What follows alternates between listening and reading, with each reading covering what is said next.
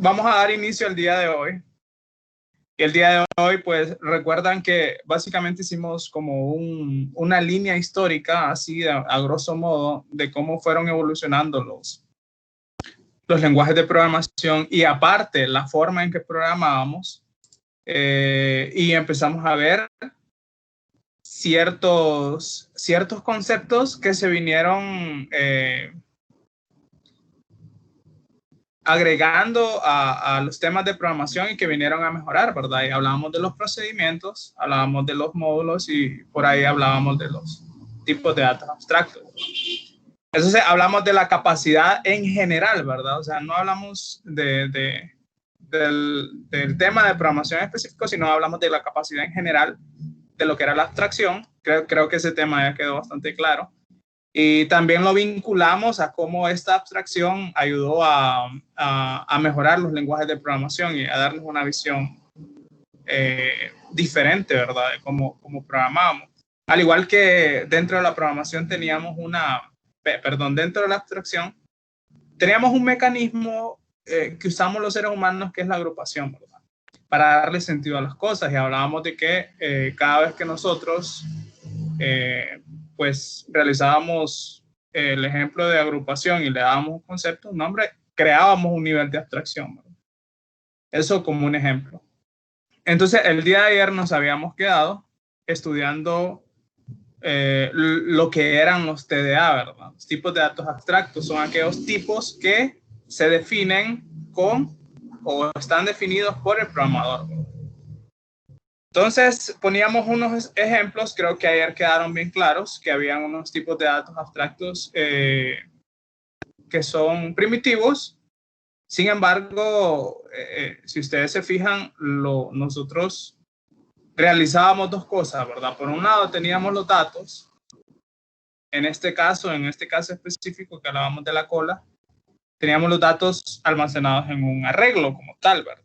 Y todos estos datos nosotros los manipulábamos a través de ciertas operaciones que al final son los métodos o las funciones.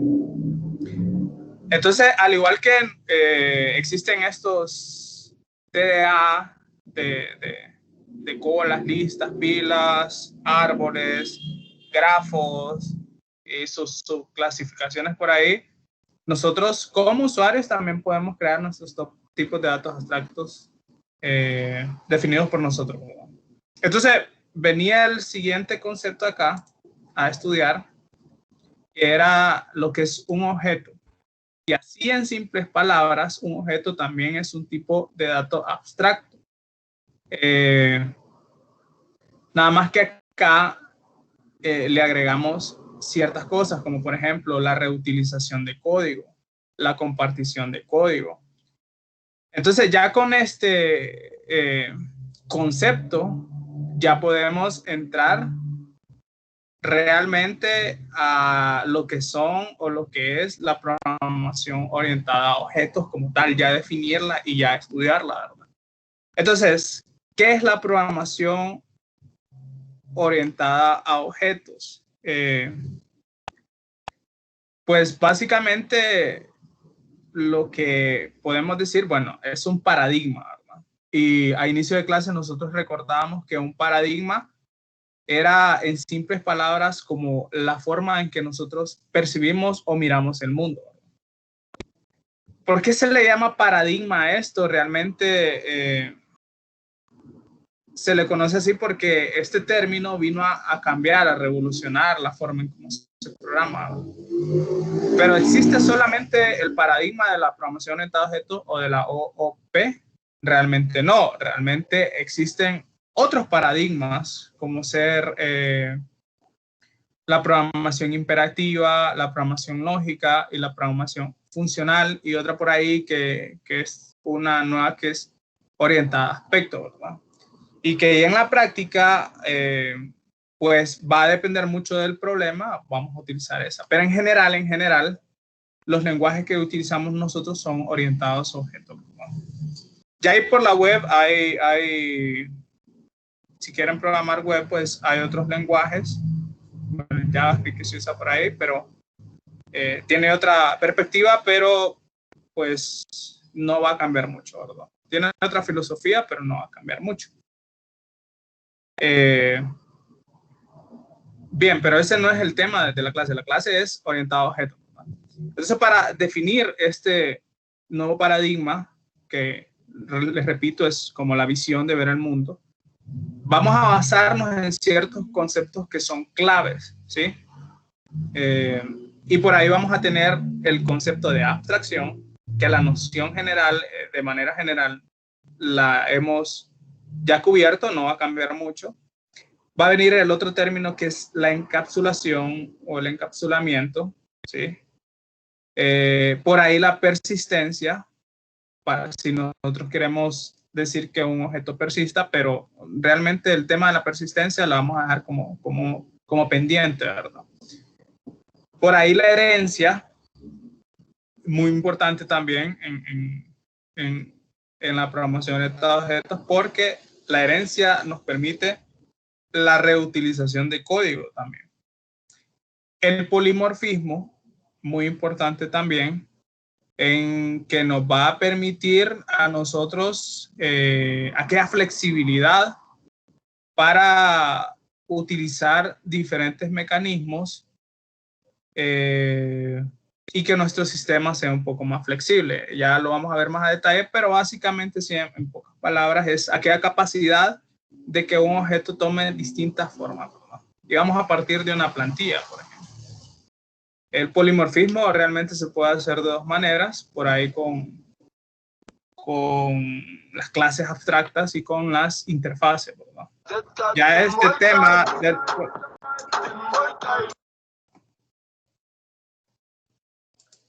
este tema de polimorfismo ya es colocarle un poquito más de pensamiento, pero bueno, hacia ahí vamos y realmente es muy interesante y darle la importancia a cada uno de estos términos, ¿verdad? Y por ahí viene la genericidad, ¿sí? Y también le vamos a dar ahí como pendiente, ¿verdad? Pero el mundo que conforma la programación orientada a objetos es que contenga estos conceptos, ¿sí?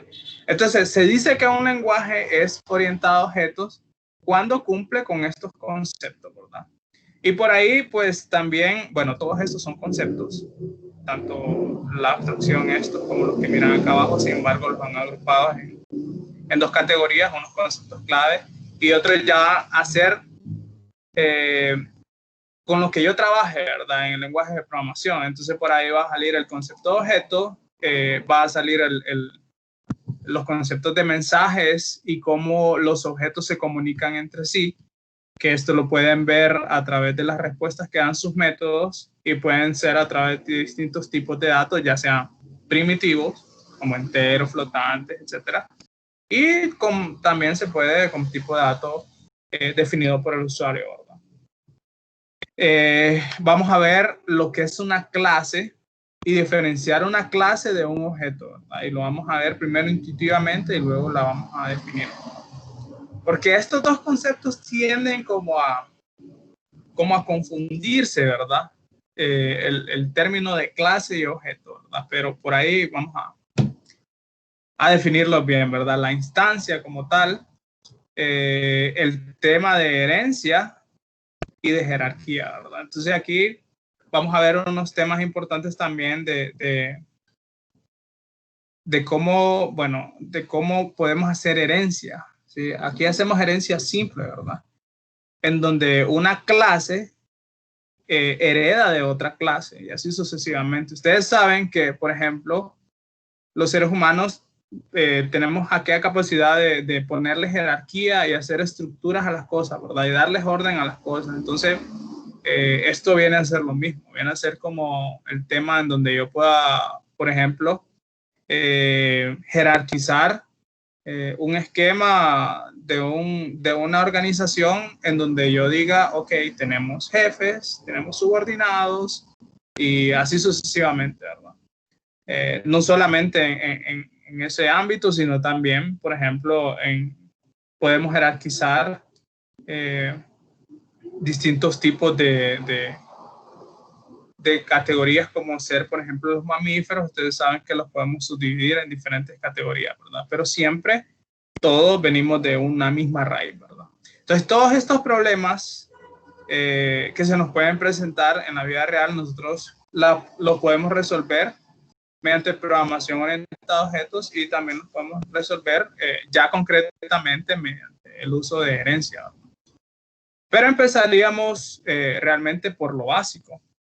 Solo para darles, bueno, esto ya lo vimos, que un objeto viene a ser un tipo de dato abstracto. El tema de los mensajes, métodos, clases, instancia de herencia, ¿verdad? Que todos estos conceptos al final van a ser el marco que me ayuda a mí para hacer programación orientada a objetos. Entonces, todos los lenguajes de programación orientada a objetos tienen estos conceptos. No sé si estamos claros hasta ese punto.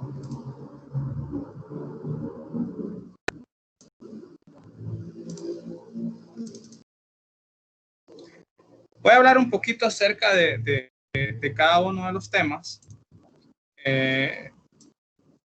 Ya hablamos de que para resolver un problema nosotros lo podemos resolver de diferentes perspectivas y ahí es donde vienen los paradigmas de la programación. ¿Todo lo resuelve la programación orientada a objetos? No. Yo muy probablemente en algún ámbito voy a tener que utilizar otro paradigma, ¿verdad? Tal vez por ahí si me dedico al tema del análisis de datos, pues no lo haga vía programación orientada a objetos, sino que lo haga a través de otro paradigma. Pero por ahí si quiero hacer algún sistema de información de los tipos de recolección de datos o TPS, como le llaman, sistemas de procesamientos transaccionales, por ahí lo mejor sería una programación orientada a objetos, ¿verdad?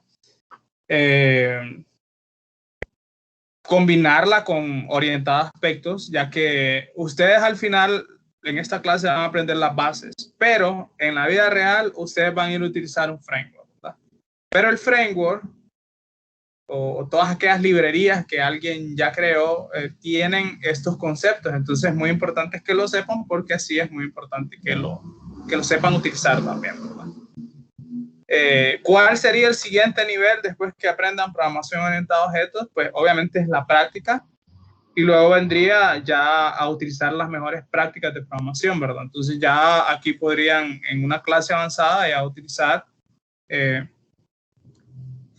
una programación en donde la hagan vía patrones, ¿verdad? Entonces ya hay modelos establecidos para que ustedes lo sigan en ciertos problemas que son específicos. Pero este ya es el siguiente paso. Pero no van a llegar a entender, por ejemplo, los patrones sin antes no tienen esta base, ¿verdad? Entonces por eso la importancia de esto. O tal vez no van a entender a llegar a, no van a llegar a entender un framework porque estas cosas no están bien claras. Entonces es la importancia de esto, ¿verdad? Como concepto, leeríamos que la orientación a objetos puede escribirse como el conjunto de disciplinas de la ingeniería que desarrollan y modelizan el software que facilitan la construcción de sistemas complejos a partir de componentes. Y vamos a empezar hablando acerca de lo que es la abstracción, ¿verdad? Habíamos definido que básicamente es tomar las cosas esenciales, ¿verdad? Del problema en cuestión, ¿verdad? El que estamos estudiando.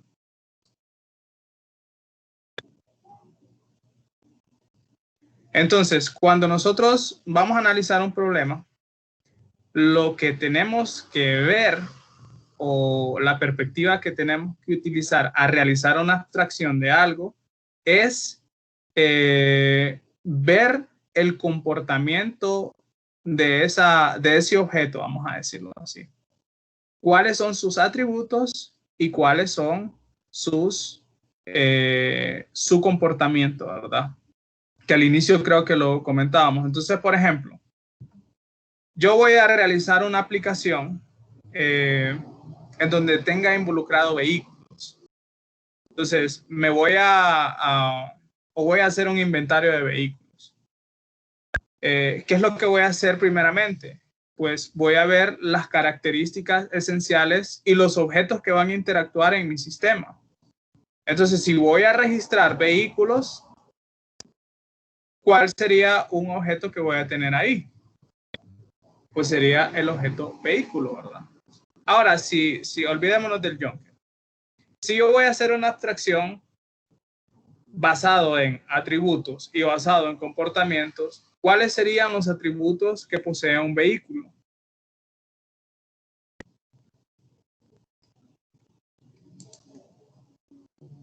¿Cuáles son aquellos atributos o aquellas características o aquellas propiedades que tiene un vehículo que a mí me interesan? Si ustedes miran un carro ahí y yo les digo, descríbanmelo de acuerdo a sus atributos, ¿qué me dirían ustedes?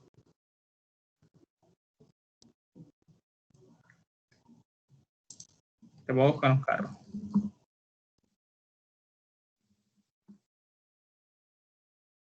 Va empezando, vamos a ver.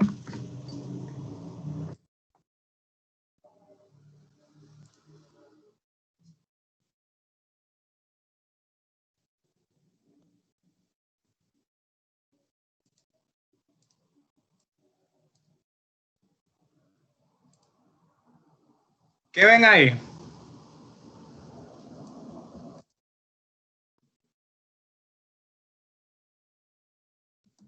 Todo. Ya los estoy mirando en el chat y ya me están respondiendo.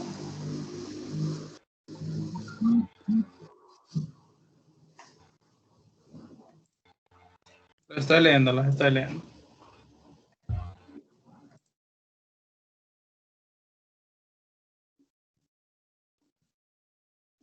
Qué práctico Google, ¿verdad? Marca, modelo, ruedas, ventanas, motor, color, azul dicen por ahí. Entonces, estamos claros en que nosotros es muy fácil identificar los atributos de él, ¿verdad? Y acá es donde nosotros, pues, básicamente vamos a ver el concepto de clase y el concepto de objeto. Pues, si yo voy a escribir de manera general una serie de objetos que tienen cosas en común, como estos vehículos, yo voy a tener una clase, ¿verdad? Esa clase me va a dar la estructura para yo luego crear cada una de las particularidades de los objetos como tal. Entonces, en las clases, lo que voy a describir yo, lo que voy a colocar, va a ser, pues prácticamente, atributos y comportamientos. Entonces, ¿qué cosas tenemos acá? Podríamos hablar del número de llantas. Tiene 4. Tiene color. Tiene marca. Tendrá modelo. Tiene modelo, ¿verdad? Aquí vemos lo mismo. Pueden observar la imagen. Tiene llantas. Tiene color. Tiene marca. Tiene modelo. Ahora, me interesaría a mí, por ejemplo, qué sé yo, el material de los rines.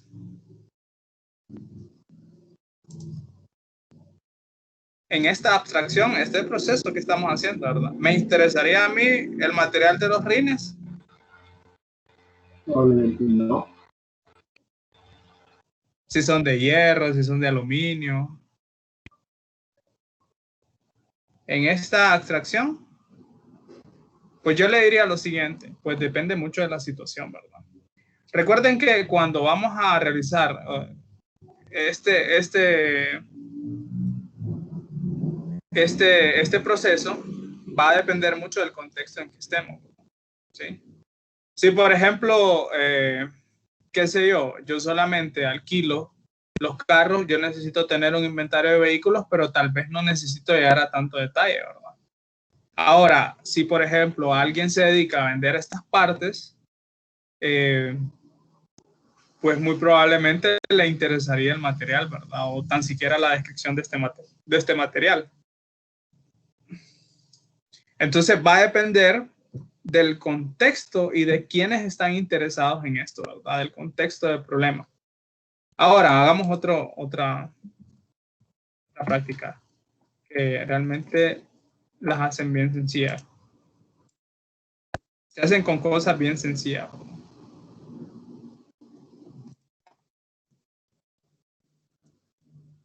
A ver.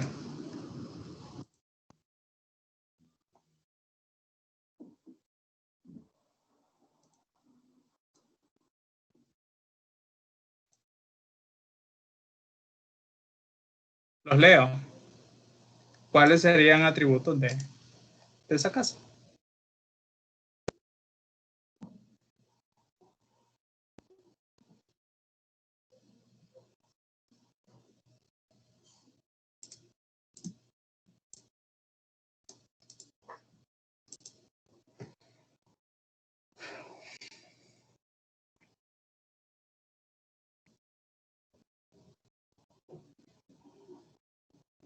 Color, cantidad de habitaciones, ventana, color, techo, puertas, tamaño, material del que está hecha, ventanas.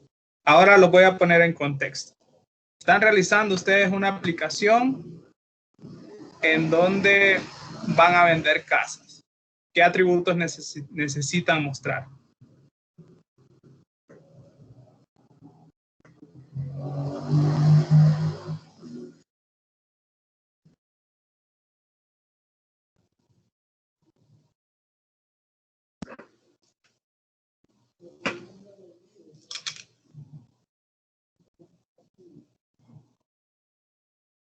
Tamaño, precio, cantidad de habitaciones. Diseño. A ver, más específico en ese atributo de diseño. Color. Estoy de acuerdo mucho espérame que perdí. Estoy muy de acuerdo en el tema del número de habitaciones, en el tema del tamaño, hablando en metros cuadrados, ¿verdad? Que eso es muy importante. Estoy muy de acuerdo también en el tema del precio. Vamos a querer ver un precio de una casa,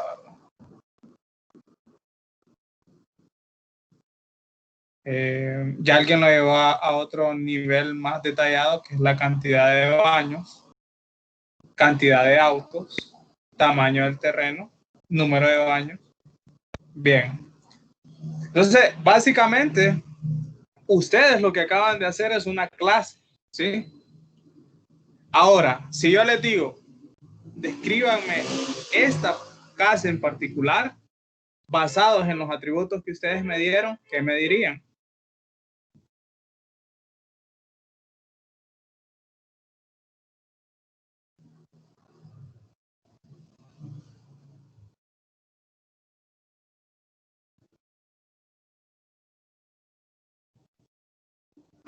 ¿Cuántas habitaciones tiene? Pues a simple vista no sabemos. Color. Si me pusiera un atributo color, esa casa particular sería beige. Eh,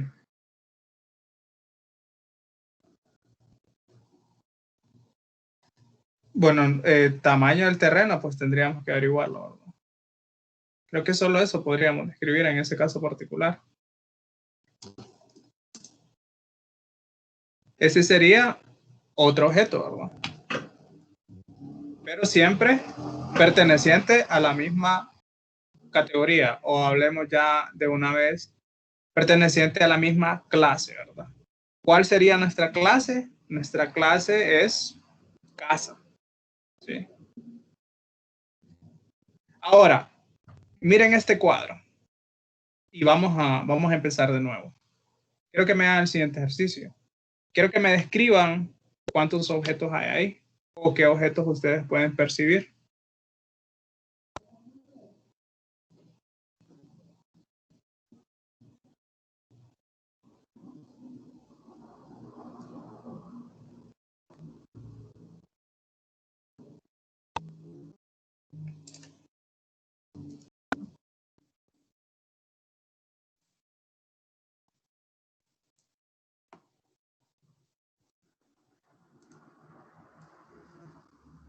Este es un objeto.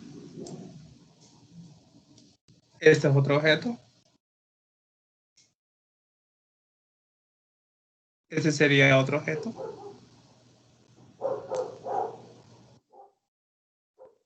Por acá podríamos ver otros objetos. Ahora, aquí es muy interesante el nivel de detalle, ¿verdad? Y generalmente cuando hacemos este tipo de análisis hay dos perspectivas de dónde hacerlas. La primera es el análisis top-down, o sea, de arriba hacia abajo, o de lo general a lo específico. Y el siguiente análisis podría ser de lo más detallado a lo más general, ¿verdad? Pero el que se hace generalmente es de lo más general a lo específico, ¿verdad? Si se fijan, pues si nosotros queremos ver más a detalle, pues encontraríamos objetos dentro de los objetos, ¿verdad? Por aquí tenemos una ventana, por aquí tendríamos esta parte de acá de las columnas. Si nos vemos en el auto, pues tendríamos que ese objeto está compuesto por diferentes pequeños objetos y así sucesivamente. ¿Se entiende esto? Entonces, así a grosso modo, también nosotros vamos a tener ciertas relaciones que tienen esos objetos. Qué bonita mi pizarra, ¿verdad? Bien práctica. Ahora, me voy a enfocar en él. ¿Sí? Ya vamos por... Es herencia, ¿sí?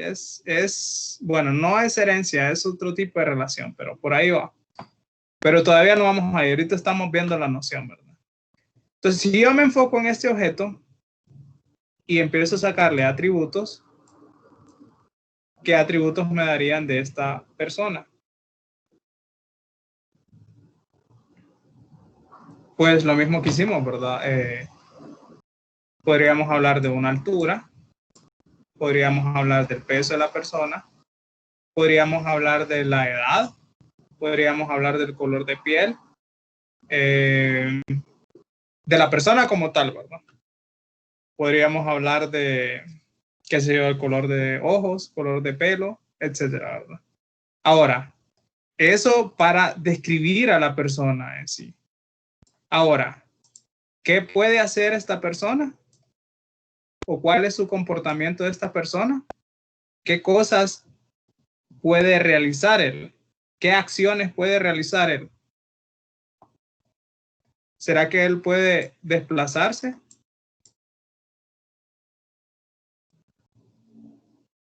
¿Él puede caminar? ¿Será que él puede comer? ¿Será que él puede respirar? ¿Será que él puede sentarse? ¿Será que él puede parar? ¿Será que él puede hablar? Entonces, todas esas cosas son exacto, correr, saltar, saltar, conducir el auto.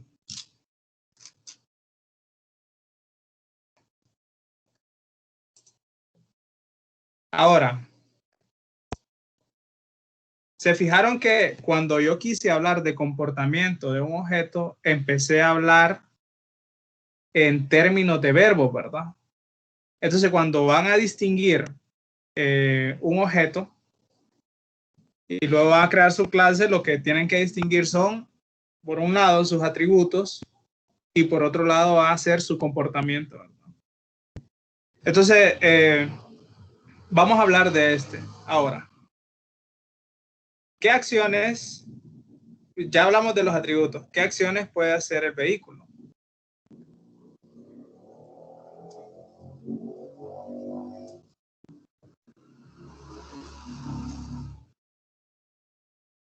Puede moverse, acelerar, encender el motor, podrá, detenerse, podrá.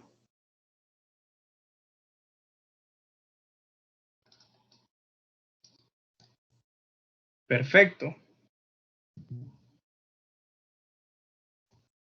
No se me desenfoque, chavos.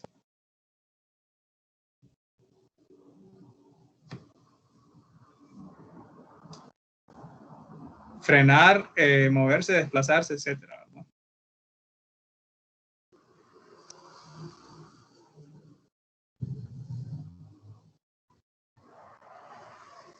Ahora,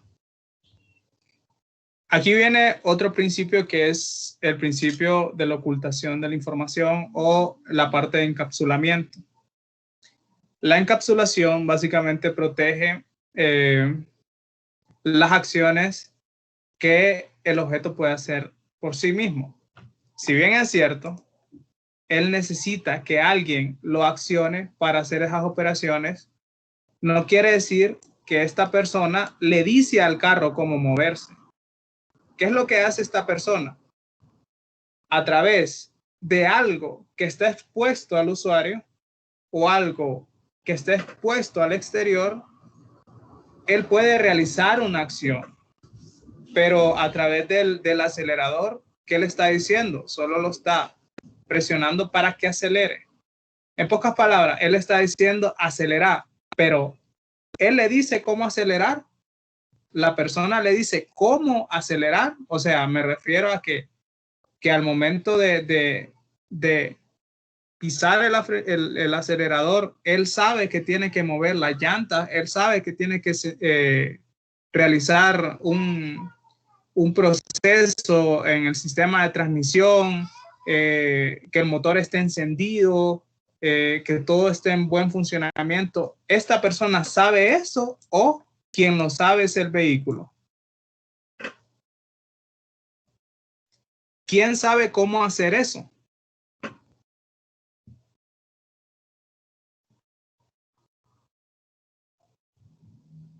Los leo, los leo.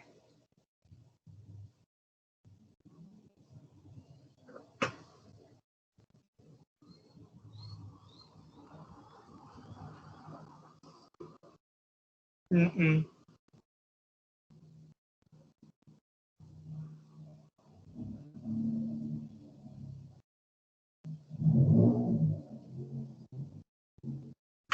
La respuesta correcta es el vehículo, ¿verdad? El vehículo, sus procesos internos y todos los elementos que contiene internamente son los que dictan la manera en cómo se va a mover, ¿verdad?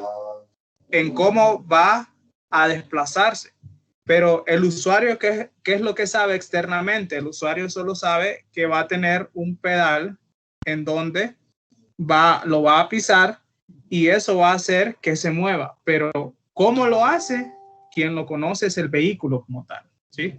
Ahora, pregunta, con solo acelerar o pisar el acelerador, ¿ese vehículo va a arrancar?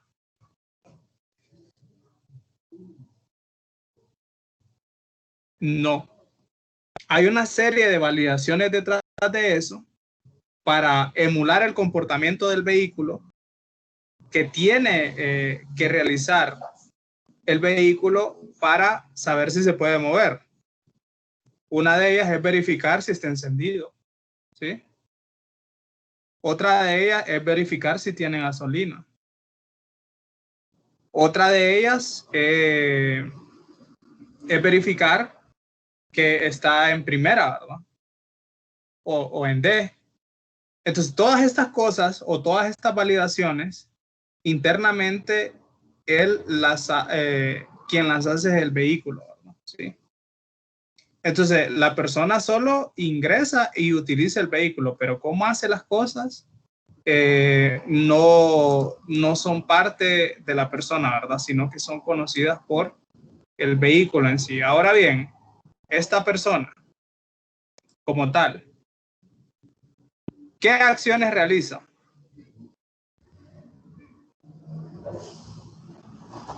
Hablamos de caminar, ¿sí? Ahora, si hubiese otra persona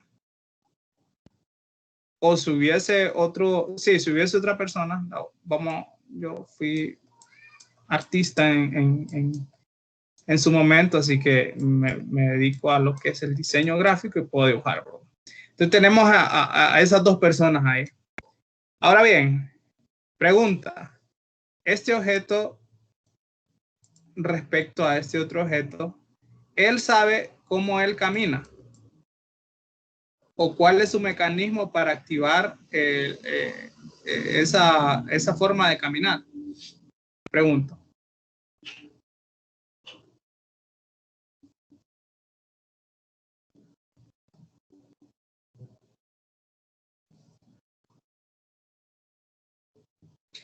Esta persona le puede, a través de lenguaje, le puede decir, caminar. ¿Y él qué va a hacer? Ah, pues él puede ser que obedezca o no, ¿verdad? Pero camina, ¿sí? Ahora, los mecanismos que hacen que la persona camine, ¿quién las conoce? Pues las conoce él mismo, ¿verdad? Internamente. No puede venir alguien y simplemente tocar esos mecanismos y activar para que camine, ¿verdad? No sería como lo lógico. Entonces, nosotros vamos a tener dos cosas acá que creo que han visto. Nosotros vamos a tener una parte que es expuesta al mundo exterior, como ser los pedales, la palanca, se me olvidó la que se utiliza para manejar. Se me olvidó la palabra, qué barbaridad. Vamos a tener esas cuestiones que son exteriores y que el mundo exterior la puede manipular. Y si hablamos de este caso en específico, que esta persona las puede manipular. Ahora, vamos a tener muchas cosas que son internas, ¿sí? De nuestra clase, que solo la clase va a saber cómo hacerlas. Él no va a saber cómo hacerlas, simplemente presiona lo que son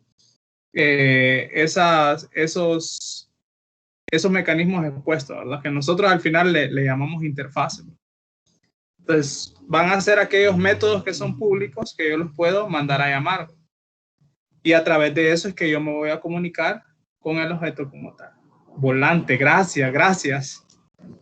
Entonces, espero que esta noción haya quedado clara.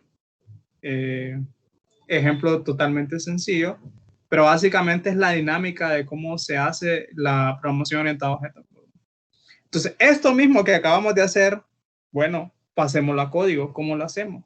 Pues esa va a ser, pues, parte de las siguientes clases que vamos a realizar. Entonces ya mañana ya voy a darles una breve introducción a lo que es el Visual Studio. Vamos a hacer un proyecto ahí, un Hola Mundo bien sencillo. Y ya esperamos, ya espero yo que empecemos a programar, al menos lo básico, y llevando de la mano estos conceptos.